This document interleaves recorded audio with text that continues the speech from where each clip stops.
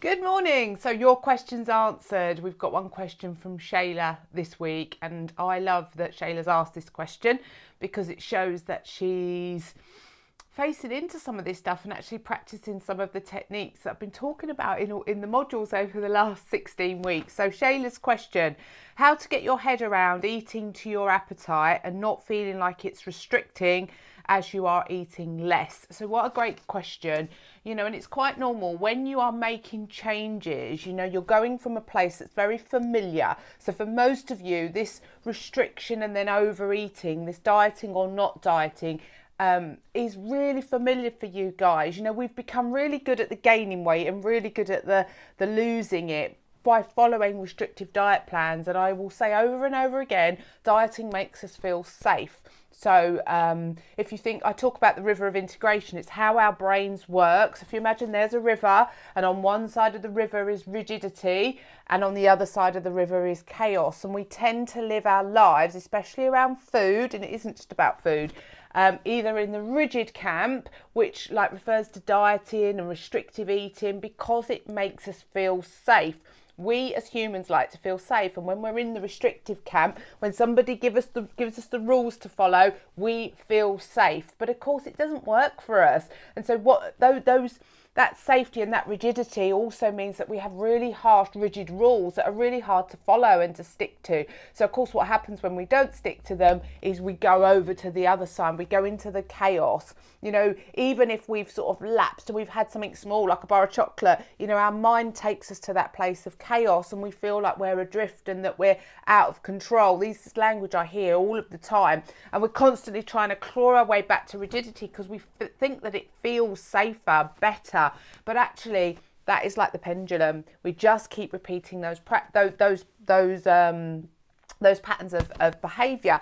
So it's really important to remember that for most of you, that's your familiar, that years and years of dieting culture and dieting rules have created this kind of pendulum effect. And now what I'm inviting you to do is do things a little bit differently, but you don't yet have all of the skills to do that. You might understand it on a logical level. You might get it and go, oh God, that makes perfect sense. But it's how do we then translate that down into that becoming the new normal? And that's something that takes time and practice.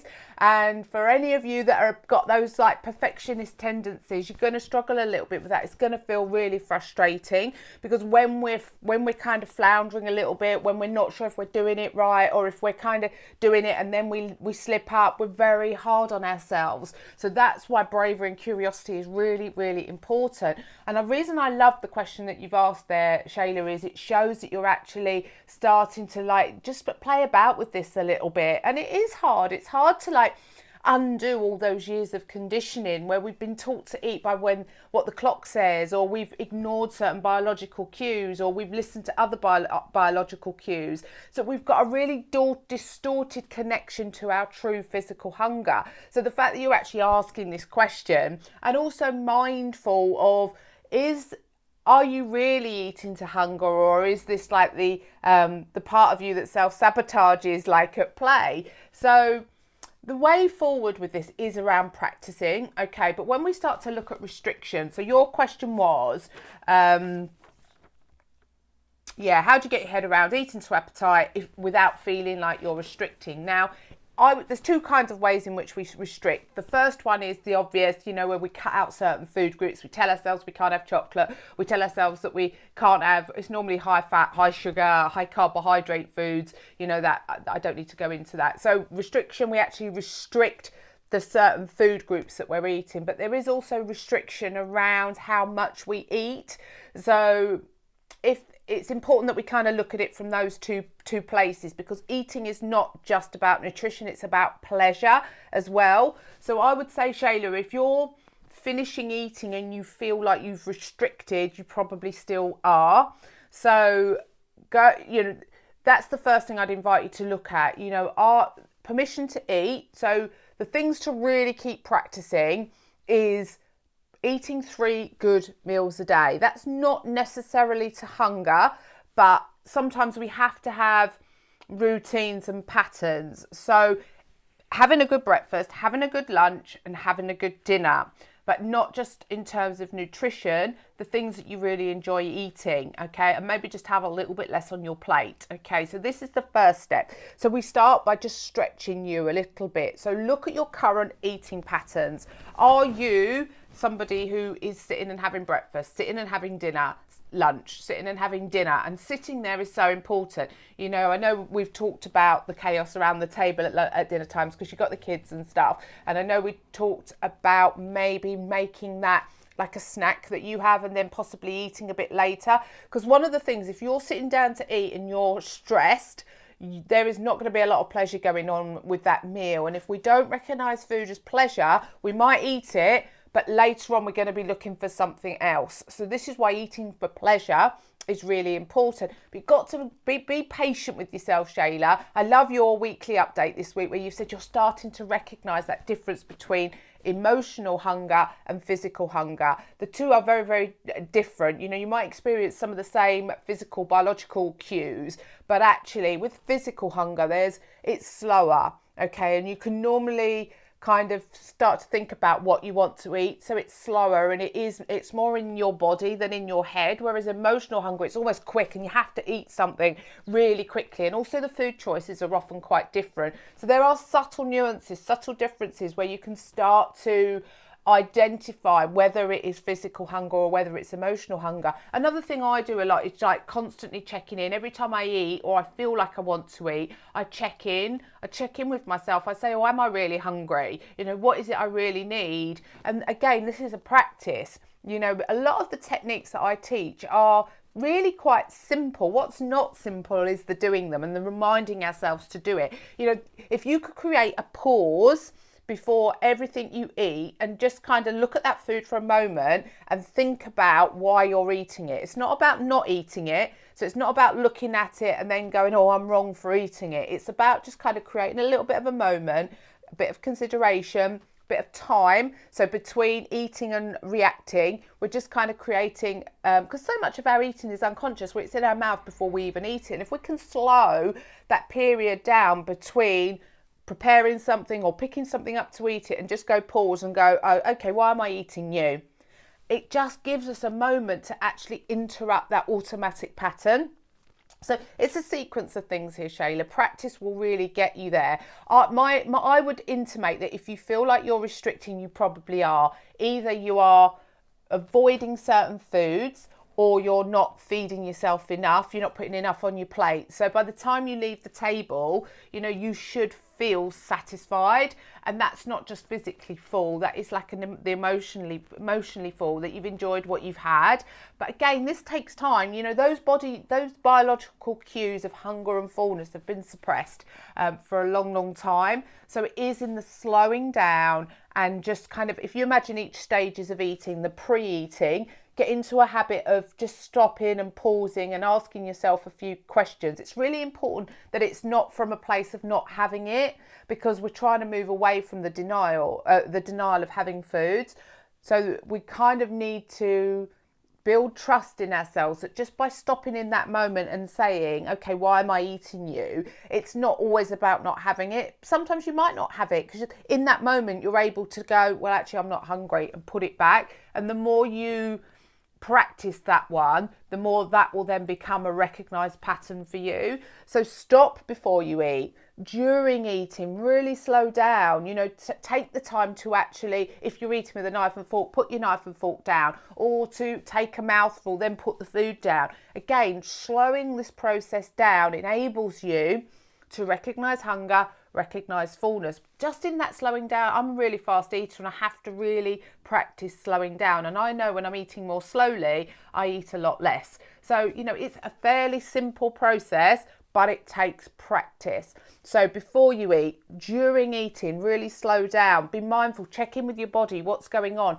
Then after eating, check in with yourself. How did you feel? Did you enjoy it? Do you feel satisfied? If you don't feel satisfied, what can you do about that?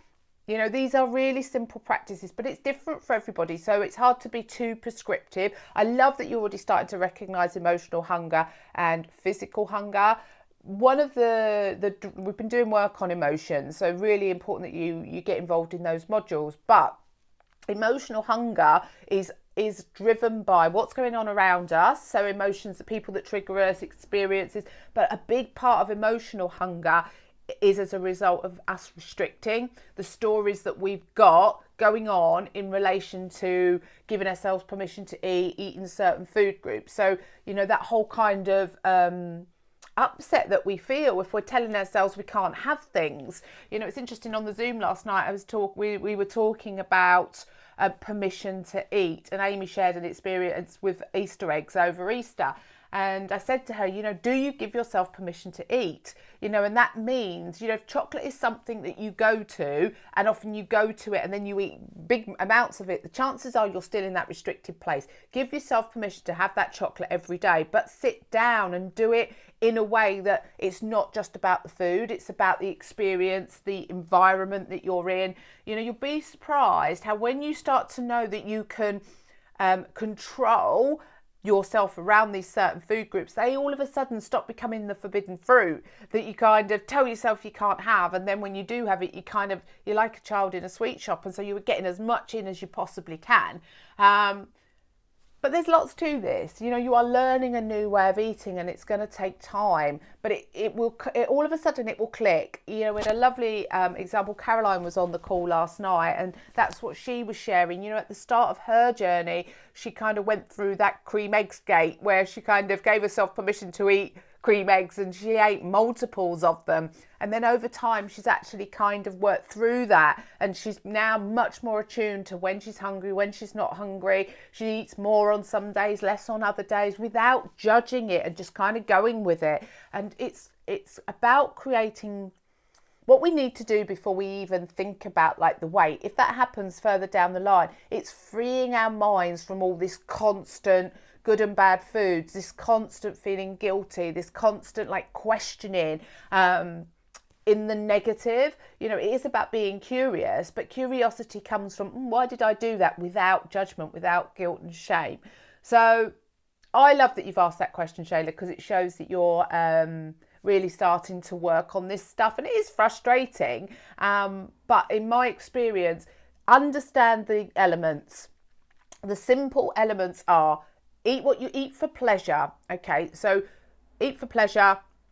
Give yourself permission to eat. Okay, eat to hunger. So how would you currently recognise hunger cues? But it doesn't all have to be eating for hunger. You know, I find that if you eat 3 meals a day, if I eat 4 now. So if I have my breakfast, I have like a late morning, small portions. That's the thing. I never eat a big meal anymore. I eat small portions.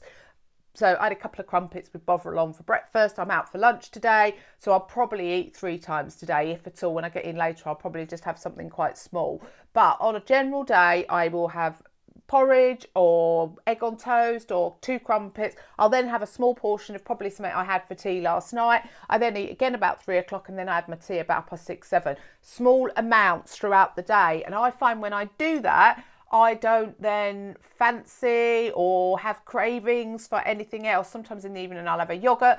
So I've had to work through what works for me. And I know that's not always easy if you're cooking for other people, but you can do it. You can. It's an important part of this process.